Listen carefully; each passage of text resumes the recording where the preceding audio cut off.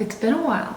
I'm trying to work on a little comic, like a short graphic novel, I guess. I just wanted to show some lovely inspiration that I have that I'm going to be looking at and maybe starting to plan how I want to make this dang thing. Hi, it's Editing Leech already. and the video just started. I was gonna cut straight to showing you guys the book inspiration that I have, but it just felt very sudden, so just wanted to pop in here and say hello. Long time no frickin' see, you guys. While I was filming this clip that just happened that we're in the middle of, I was very flustered and hadn't spoken to a camera in a long time. I don't know why I just grabbed that toilet paper. I don't really know what to say. I just wanted to acknowledge this situation that I'm in before, you know, getting straight into the content. So, yes, we shall continue. Good to see you all, even though I can't see any of you.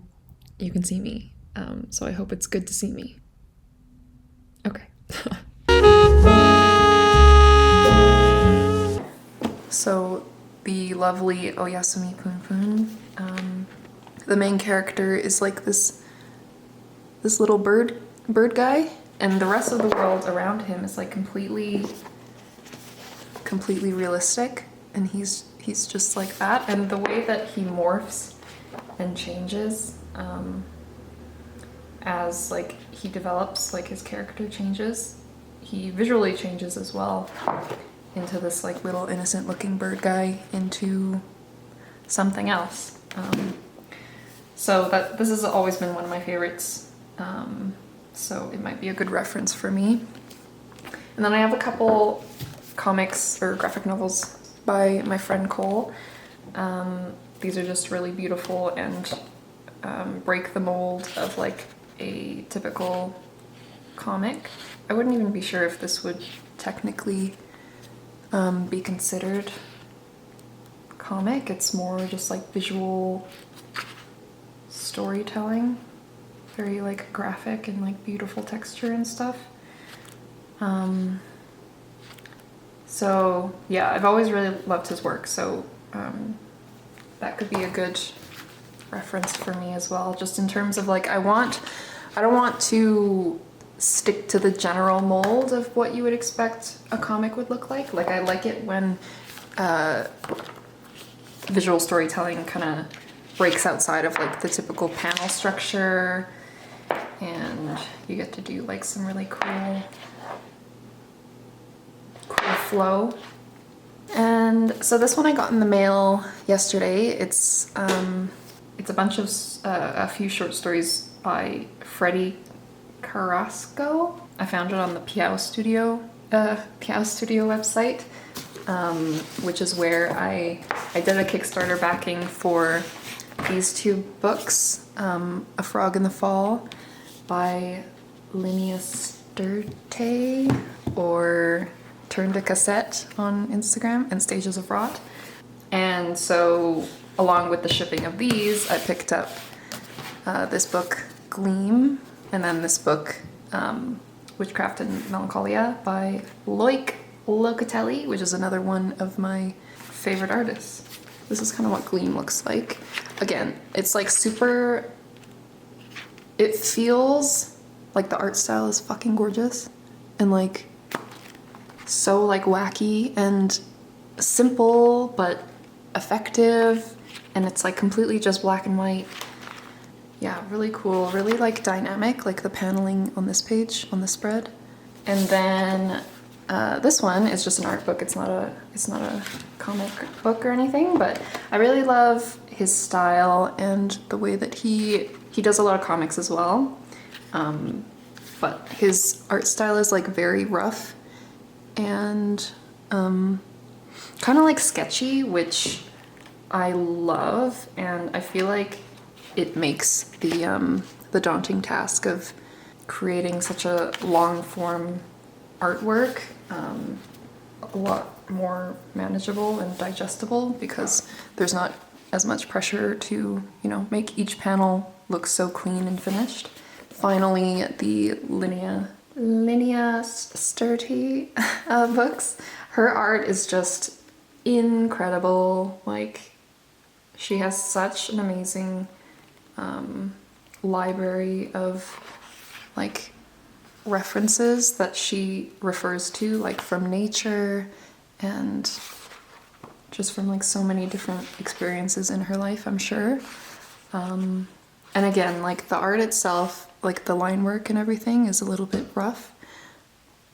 But it's just so beautiful. It feels effortless, and it still like communicates the story in such a great way.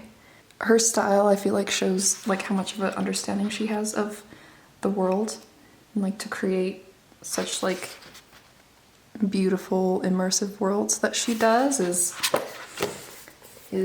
quite impressive, and she's like a very big inspiration for me. And then A Frog in the Fall, again, another beautiful book. She's like kind of known for her frogs. And it's just an adorable book, and I love the format as well. Like, it's super wide if you open it up. But yeah, like this, like speaking of like unconventional paneling and stuff, this entire book doesn't really have panels. It's just like spreads. So each page is a panel. And yeah, again, her style, very beautiful. It's like also a massive book. But I want to nail down like a style that I can, oh my god, that I can stick with and have fun with and be consistent with.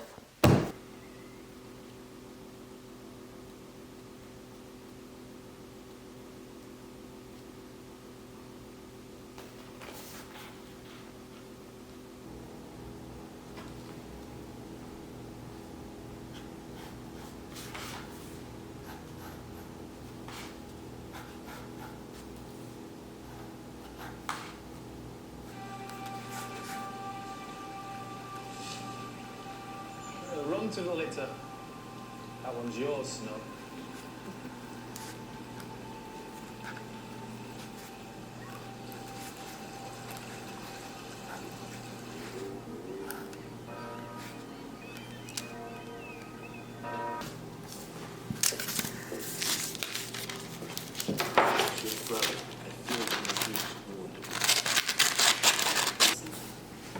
But who would you tell? My husband. If you told the king, both our heads would be skewered on the city gates by now. Whatever John Aaron knew or didn't know had died with him. Sorry that I'm not coming. You have 5 northern children. What an outsider. I wonder if they ever bounce a grade.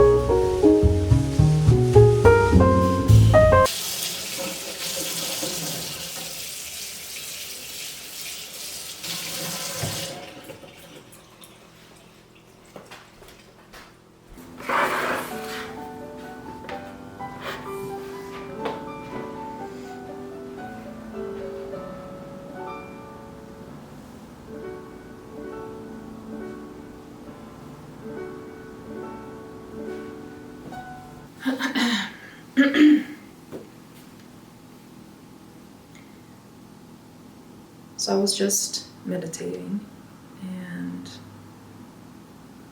I was thinking about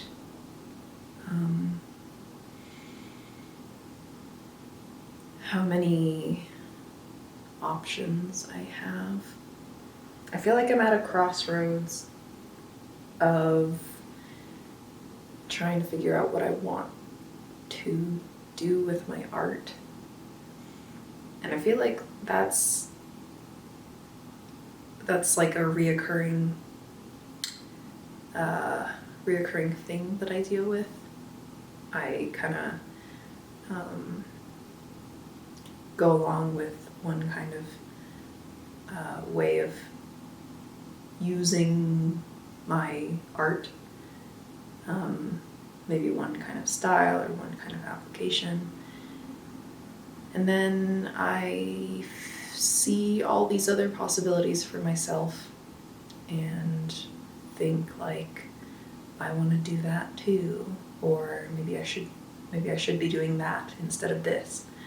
I don't know, dude. It's yeah, I was just thinking about how fucking there's so many possibilities, and it's a stupid problem to have because it's just like, do it or pick something.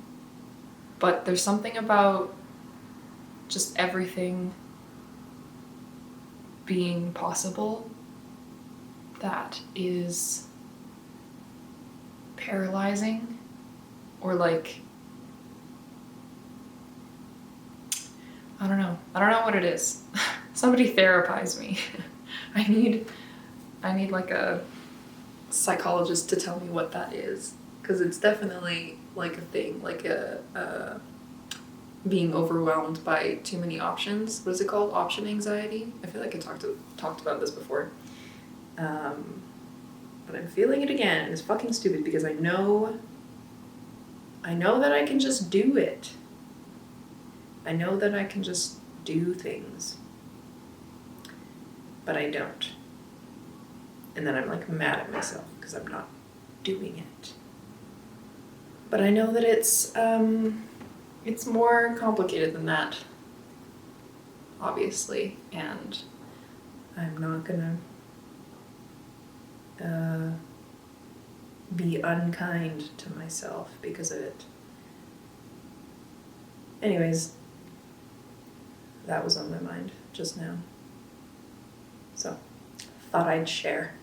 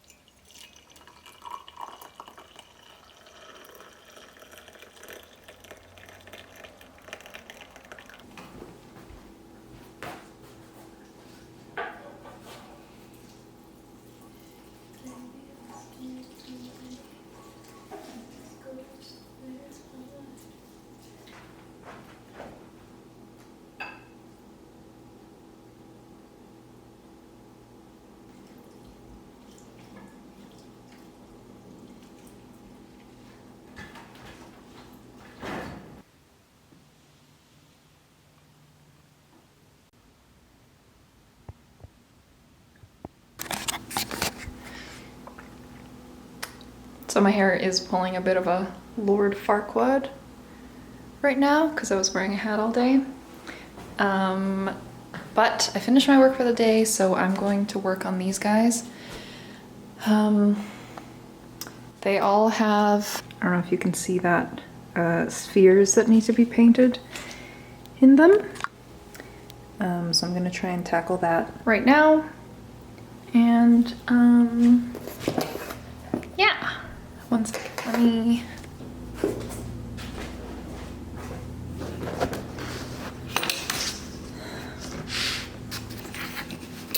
So these paintings are heavily inspired by, if you're familiar with her work, it's pretty obvious, Dahe Song. She's a Canadian artist who does a really beautiful like ink paintings. I'm not sure if she uses ink actually, but I really love them, and these are going to be for the house, for like personal use, because I obviously it wouldn't be right to straight up steal her look and profit off of it. But yeah, I'm just making these for myself.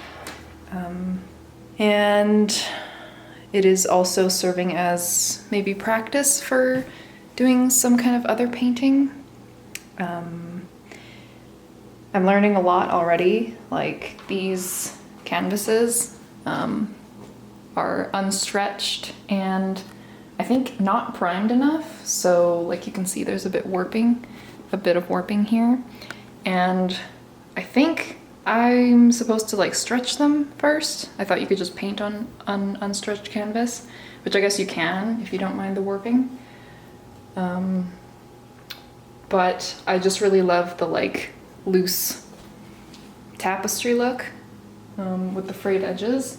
And I think what you're supposed to do is stretch the canvas, then prime it, and then cut it off of that while it's stretched, and then paint on it. So yeah, we're learning.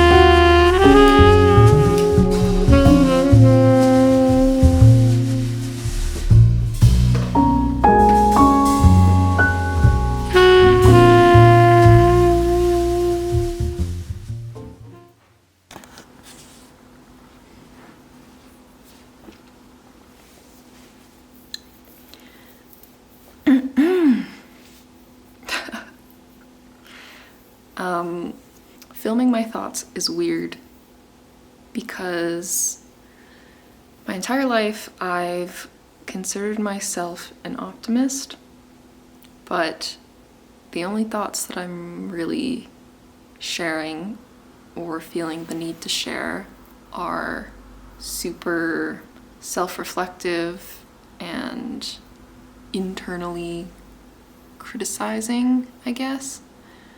Not to say that being self-reflective is a pessimistic thing. I just don't find myself reaching to share positive thoughts or optimistic things. And I don't know why that is. I feel like knowing me in person versus watching my videos or what I am choosing to share on camera, it makes me wonder if I come across as a different person when I'm putting together my thoughts into video format. Because in my life, generally, you know, I have a lot of fun. I like, you know, being happy and being okay and content and everything, but maybe it's the moments that I'm spending alone, which is when I'm going to be addressing you guys mostly, is when I look inwards a lot more and I'm not distracted by being around other people. And that's why things come out or come across this way. I don't know if that makes sense. But yeah, and it's a strange dynamic because it's obviously making YouTube videos. I have goals, you know, I want these things to pick up. I want to build something here. And sharing my thoughts, like I want to be genuine and I want to be honest and I want people to feel like I'm not putting on a show. But then I'm also thinking like, God, am I depressing? Am I like, is this entertaining to watch? Should I be entertaining? But I tried that before and that's not the person that I am. I'm not an entertainer. So yeah, for the sake of, you know, being transparent and trying to be genuine, I'm satisfied with myself and with my life, truly. But for some reason, the most of what I choose to record is this stuff. And I worry about how I come across, but I shouldn't. I should cut that out.